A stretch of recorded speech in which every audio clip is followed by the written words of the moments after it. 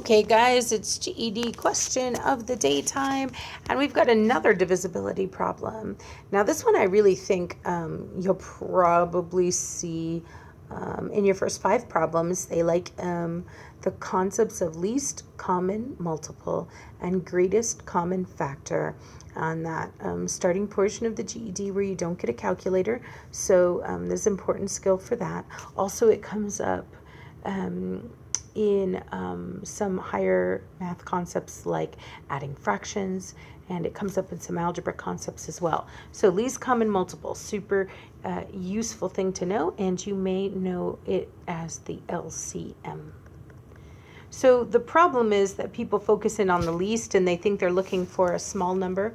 And that's true, you are looking for the smallest of a certain list of numbers, but be careful, remember what the word multiple means. Multiple means numbers on another number's times tables. So for example, like if I were talking about the multiples of 6, I would start at 6. That's the first multiple of 6. And so I would do 6, 12, 18, and notice that multiples get larger. They're larger than this number. So even though I'm asking for the least common multiple, whatever answer I get can't be any smaller than 8. I'm going to say that again. Whatever answer I got couldn't be any smaller than 8.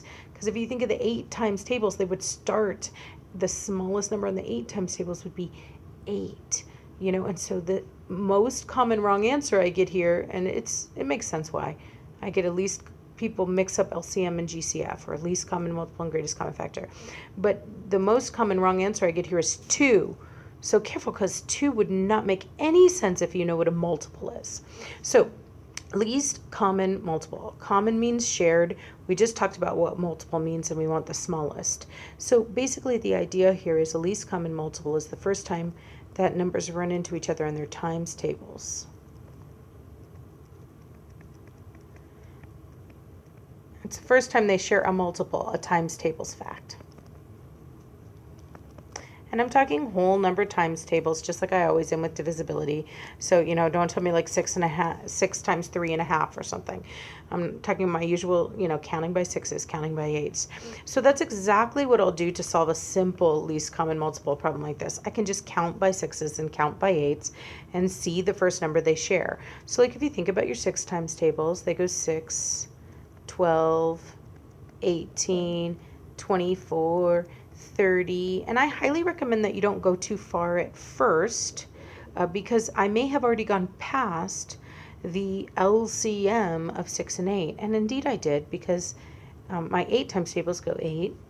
And again, if you don't know your 8 times tables, just count by 8. Use your fingers. 8, 9, 10, 11, 12, 13, 14, 15, 16.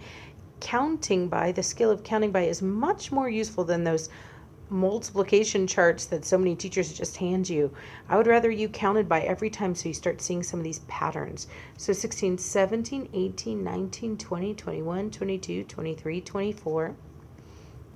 And there I found it. Did you notice that the 6 and 8 times tables share a multiple? Now, I got to be honest with you. If I kept going, they would share more than just the one multiple. Let's see, 8 times tables. Oh, yeah. You would see them have multiples again and again and again. These numbers are going to run into each other repeatedly on their times tables. But I'm just looking for the least common multiple. So the first time they run into each other on their times tables. So that's obviously 24. And so the least common multiple, and the way mathematicians abbreviate that, is LCM of 6 and 8 is 24. And I wrote the answer, and I wrote it in a complete math sentence just for a bonus. But yep, the answer here is 24. So if you have any questions about this or any other GED math skill, be sure to drop it in the comments, and I'll do my best to answer it.